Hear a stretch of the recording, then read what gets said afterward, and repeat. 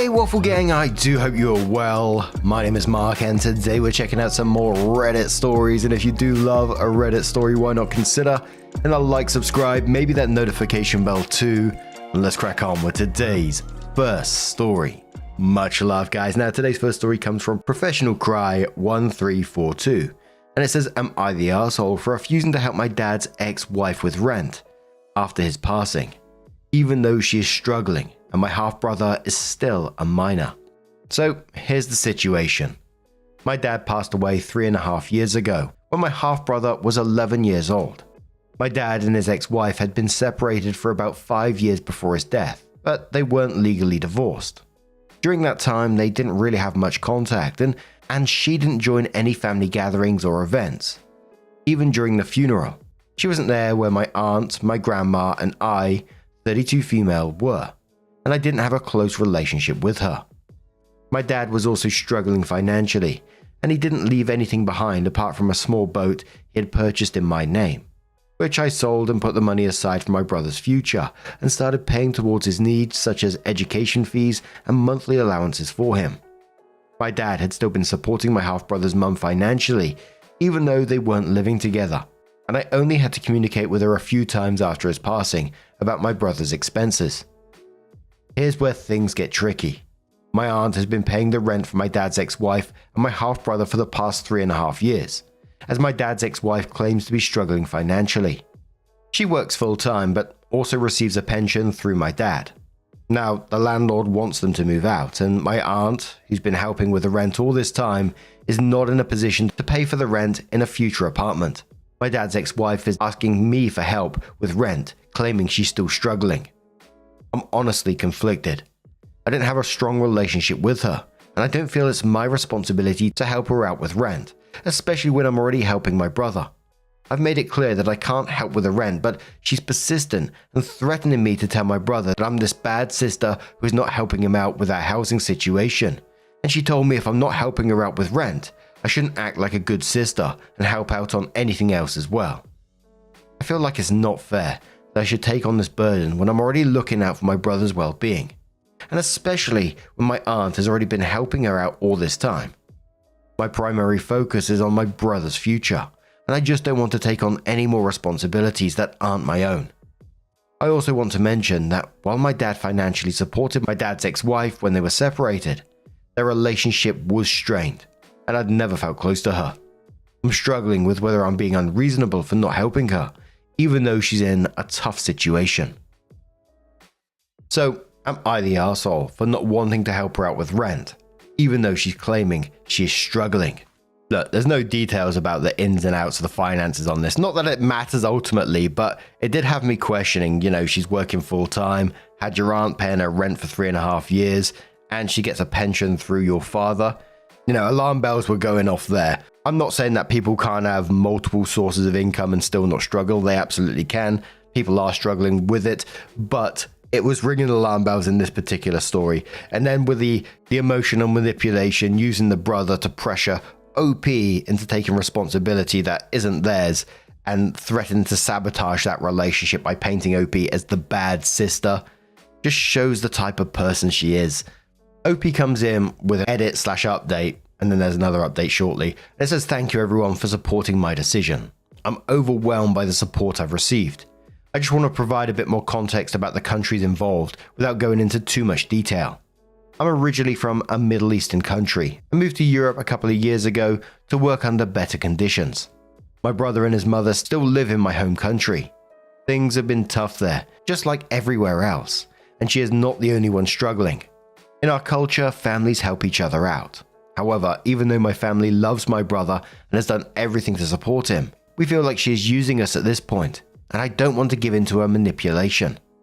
My mum was a single parent who worked 2 jobs to provide me with housing and all my needs until I was able to provide for myself, so her attitude is really frustrating me even more. As some of you suggested, I don't want to help her with budget planning or finding a new apartment because I'm afraid that if I help her even a little, she'll keep asking for more. I also think she wants to maintain an expensive lifestyle.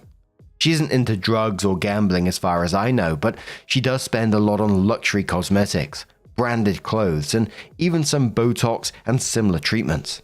Regarding taking my brother to live with me, it'd be very complicated due to visa processes, but if things get worse, I will do everything in my power to arrange that. I told her that life is tough for everyone. I'm in no position to pay rent, and I'm not going to send her any money from my brother's account for her rent because he will need it more in the future. It is her responsibility to find somewhere to live within her budget. I also told her I don't want her to contact me ever again about anything related to this topic, as I don't believe it is my responsibility to help her. She was shameless enough to say that she didn't want the full rent, just my share that I had to support for my brother's sake. I will send my brother a text message in a couple of days, letting him know that I love him, I'm always there for him, and he can reach out to me personally whenever he wants. I'm also considering giving him a debit card. She has until the end of the month to leave the current apartment, and I'm waiting to see how things will unfold.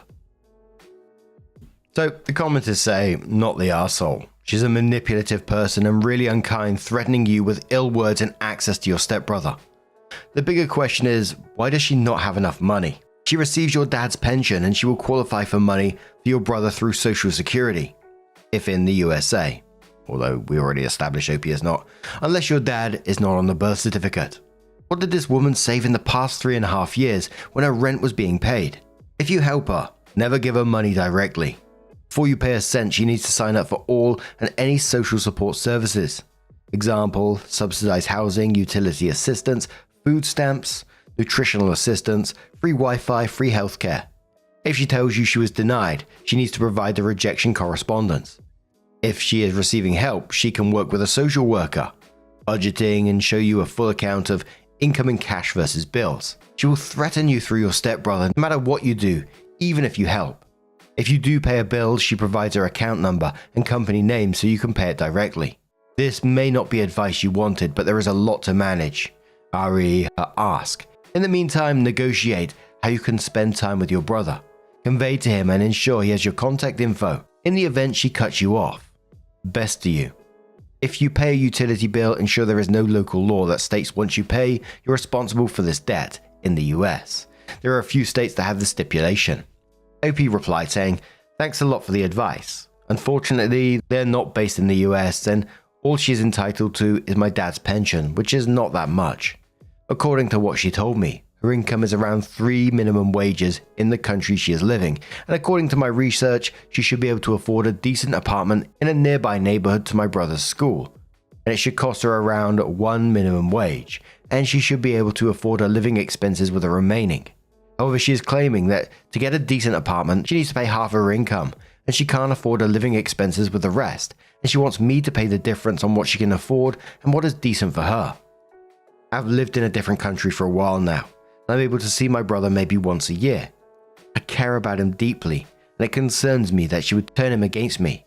However, I don't want to help an adult with their rent, which is the most basic thing they should take care about. Someone says, was there a will that OP's father might have left? OP says no, my father didn't leave anything behind, only debt, and in my country you can refuse, which we all did, and not obligated with paying it.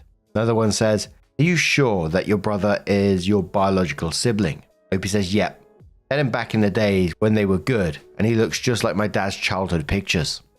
Another commenter asks, if your aunt has been paying her rent for 3.5 years, why does the landlord want her to move? This makes no sense. As long as a tenant is consistent every month, that's like a dream tenant.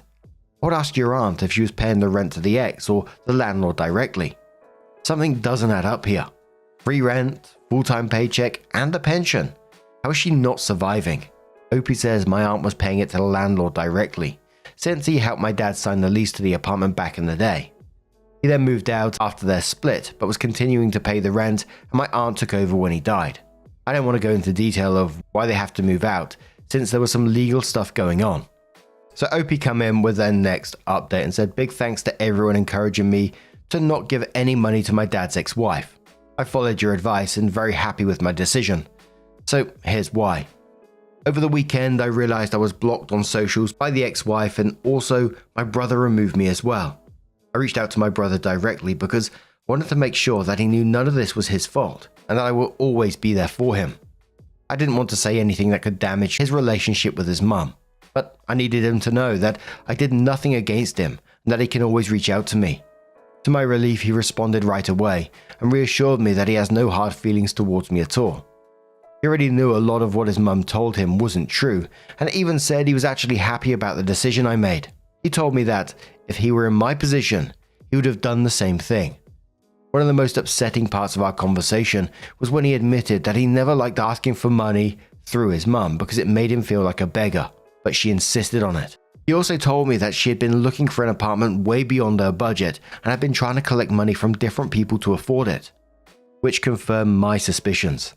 I also learned that now they found an apartment with whatever budget she has. What really broke my heart was when he said he needed to delete our messages because his mum sometimes checks his phone, and if she found out we talked, she'd be very upset with him. It made me realize just how much control she has over him. I reassured him that the money I was sending him is still his, kept safely with me, and that when he needs anything, I will find a way to help him, but it won't be through his mum anymore. He understood and seemed relieved. He also told me that he's already thinking about his future carefully and wants to choose a profession where he can be financially independent, so he never has to worry about money. Honestly, I was happily surprised of how mature and self-aware he is for a 15-year-old. Despite everything, he's handling the situation with so much understanding and perspective, and it makes me even prouder to be his sister. But now I will keep in touch with him privately to make sure he knows he is not alone. I told him that when he grows up, I'll be there to support him, especially for things like university. He knows that no matter what happens, I will always have his back. The top commenter said on this one, thanks for the update. He sounds like a good kid. You made the right choice. Opie says thank you. It was such a relief to talk to him. Another commenter says this update just confirms that you made the right call. Your brother is smart and sees through his mum's manipulation, which says a lot. Keeping direct support for him instead of funneling money through her is the best move. She's clearly been using guilt and control to get what she wants. Now that the money train stopped, she's cutting you off. Good riddance. Keep being there for your brother. He's lucky to have you. Opie says thank you for the support. If anything, this situation made our relationship stronger with my brother, and now I know the money will go to his needs and not to his mum. Commenter says, I noticed in your first update on your original post that you were thinking about giving him a debit card. I would not do that given how his mother likely goes through his things and would use it for her own purposes. Keep supporting him. You're being a great big sister. Opie says, yes, I'm definitely not doing this. Apparently she has the means to support my brother and he never wanted my money since he started high school. She was making him ask for his monthly allowance from me every month. Honestly, I didn't mind paying that, but now that she doesn't want it, I will save it for his future when he will need it more. Fair play to Opie in this situation. I think she's handling it the best way possible at the moment. I can't really see another way. Keeping in contact with him, letting him know he's got support there when he needs it / wants it. I can see a future when he comes of age that he's going to be leaning on OP for that support. I really do hope so because he deserves that. 15 years old and dealing with that kind of shit. His mum trying to get him to manipulate family for money. Gee whiz. But now I'm going to turn this one to you guys. What do you guys make of this situation? Let us know your thoughts down in the comments below. Let's move on to another story. Now, our next story comes from the Am I Overreacting subreddit from Iced Cum Boba Balls. That's nothing to do with a story. And it says, Am I overreacting? I think my boyfriend is cheating on me with our friend. My boyfriend and I have a mutual friend from school who basically reintroduced us after several years. Our friend obviously has a crush on my boyfriend, and according to my boyfriend, she told him she'd like to have sex with him sometime. Fast forward, boyfriend and I started dating. Boyfriend told my friend. She lashed out and said she was going to keep her distance from us now. Later on, boyfriend called me and told me to be checking in on her often because she's lonely. They've been in contact. We all send each other streaks on Snapchat, but this girl shares really provocative stuff with us. And when I got my boyfriend's phone, I saw he's been saving a bunch of them. Today is Valentine's Day. Boyfriend suddenly said he's visiting our hometown after work because his dad called for him. Mind you, this is where boyfriend, friend, and I lived when we were schooling together. Boyfriend and I are living elsewhere now, but friend is in this same town. For over 2 hours now, I call boyfriend and it goes straight to voicemail. One time he picked up the call and suddenly turned it off, and that's been it. I thought of calling our friend, and hers was also going straight to voicemail. He asked me to be his Valentine last night over the phone. Got me nothing for Valentine's, and I have a strong intuition that he's somewhere with another girl, if not our friend. Am I overreacting? Edit. Thank you for your responses. I seriously thought I was overthinking it, but it turns out it's a glaring sign. I call him first thing in the morning and ask about his whereabouts. He could still lie, but I just hope I keep my cool throughout. If you have any ideas on how to confront him about it, do let me know, but I'll update the post afterwards. Like you said, it's all glaring signs. Yeah. She openly told him she wants to have sex with him. He insisted you check, so, keeping that connection there. And he's saving her provocative photos. He asks you to be his Valentine, then disappears on that day to the hometown where she lives. They both have their phones off. In fact, he answered briefly before turning off his phone. Sure, this could be a whole list of coincidences, but let's face it, it's not going to be, is it? Someone said about getting in touch with the boyfriend's family to find out if he is with his dad. Opie says, I don't have his family's contact. It's only been a month since we started dating. A month and he's pulling this kind of shit. Holy moly. The commenter says your very first Valentine's Day a month in should be romantic, with him still geeking out for you. It's definitely shady. Opie says, you get me? You got a 300% bonus at work just 2 days ago, and I graduated from university the same week. I was hoping for something memorable, because we both won this week, and now this is how it goes. I just want that geeky love, someone who's excited about me. It's not too much, right? A commenter says, send him a message. How's your date with girlfriend going? Yes, I just figured it out. A friend sent a photo. Don't either of you bother contacting me again. Send it during dinner, or call her and say you need to talk to him and ask her to hand him her phone, because you know they're together. Update us. So, OP does come in with that update, and they said, it's been a hell of a weekend. I couldn't sleep and was itching to find out what truly happened with my boyfriend on Valentine's night. First thing Saturday morning, I called my boyfriend and he said he was sleeping. That's why I couldn't pick up my calls. When I mentioned the time where he actually picked up and immediately turned it off, he was in total denial and said he didn't remember any such thing. He then told me he could share his live location with me from now on, which I declined because it was painting me as this crazy, jealous girlfriend. I got off the call and dug up old texts from my phone, and I found our friend's mother's contact there. I called her, asking to check in on my friend. She said my friend had left home the night before to an all-night party with her friends, but she said one of my male friends came to pick her up. It was my boyfriend. I ended the call and checked my Snapchat to check if my boyfriend had come online so we could talk, and I saw that our friend had updated her private story. I clicked it, and in the video, she was having pillow talk with a guy I sharply recognize as my boyfriend. After seeing and hearing all this, I had my answer. I was right. I spent the rest of the day indoors rethinking the whole relationship. They were in contact before I returned to the picture. Why drag me into this? Why get me involved and then pull this shtick?